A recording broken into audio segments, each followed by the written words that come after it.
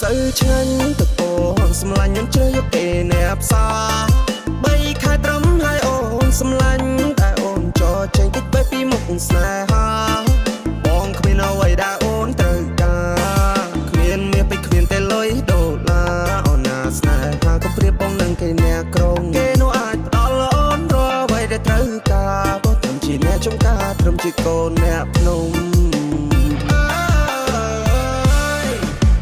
ស្រែធ្លាប់ដាក់កាន់ដៃគ្នាពេលនេះវេទនាសែនកំព្រាម្នាក់ឯងខូចចិត្តបាត់ដងនៅមិនតន់ឃ្លារកពុះមិនតន់ជាលើក៏ត្រូវចំបាយបងយំគេថាបងយំសំដែ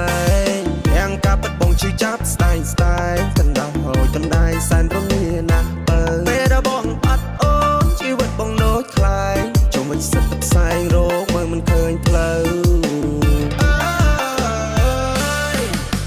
ឆ្នាំធ្វើបានជួបមុខគ្នាពេលនេះពុំងាអូនបណ្ដើអ្នកថ្មីអូនគ្រាន់យកបណ្ដើមួយគ្រាឬមួយពុំងាអូននាងចង់បានប្តីបងប្រុសបងប្រាប់ថាគុំទៅអី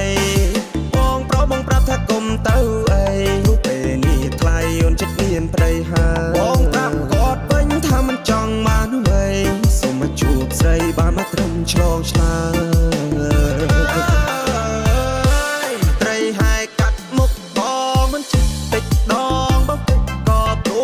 ស្នេហ៍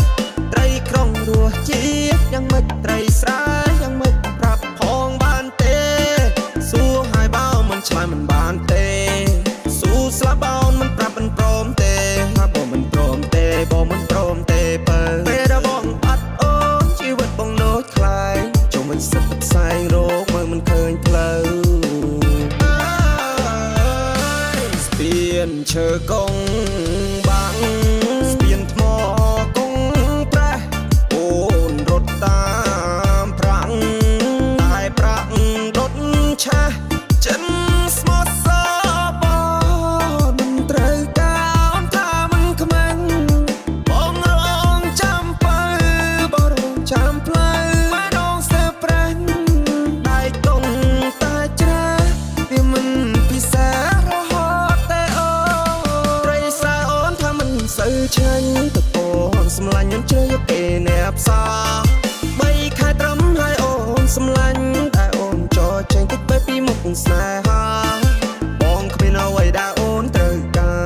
រគ្មានមាសពេជ្រគ្មានតែលុយដុល្លារអូនណាស្នេហាក៏ប្រៀបបងនឹងគេអ្នកក្រុងគេនោះអាចផ្ដល់អូនរាល់អ្វីដែលត្រូវការបើត្រឹមជាអ្នកចំការត្រឹមជាកូនអ្នកភ្នំ